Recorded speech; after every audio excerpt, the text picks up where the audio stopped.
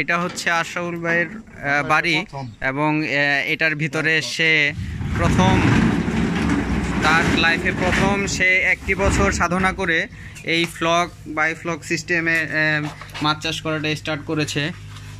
দেখতে পাচ্ছেন বন্ধুরা, পর্যাপ্ত ফ্লগ আছে। আর এই ফ্লগটা আপনার তৈরি করা হয়েছে দেশীয় প্রযুক্তিতে, প্রোবায়োটিক তৈরি করে এই ফ্লগটা তৈরি করা হয়েছে। দেখতে পাচ্ছেন পর্যাপ্ত ফ্লগ। আর ফ্লগ অবশ্যই যারা চিনে না তারা তো ফ্লগ চিনবে না। আর অবশ্যই ফ্লগ এইটা আপনার খুব ভালোভাবে যদি যারা সন্দেহ পোষণ করে তারা এই ফ্লগ নিয়ে ল্যাবে নিয়ে চেক করে তারা দেখতে পারবে যে এটার মধ্যে পর্যাপ্ত ভালো ব্যাকটেরিয়া আছে এবং মাছ গ্রো করার জন্য এটা খুব ভালো।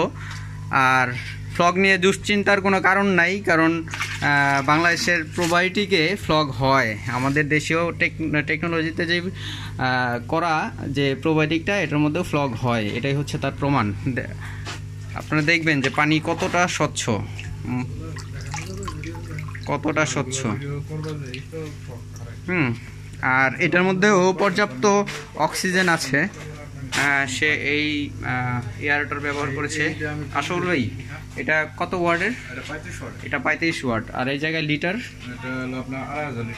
এই জায়গায় 2500 লিটার। সে 1টি বছর সাধনা করে এই দেখতে পাচ্ছেন যে ফ্লগ, হ্যাঁ, তো সাধনা করে সেই এই প্রোবায়োটিক এবং এই বায়োফ্লক সিস্টেমটা রান করেছে।